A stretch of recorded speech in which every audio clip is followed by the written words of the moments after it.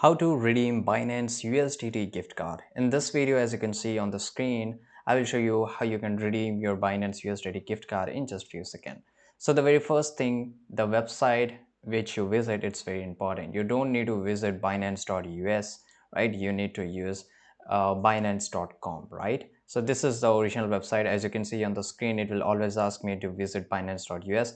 But if you visit it, then you won't find the option of gift card.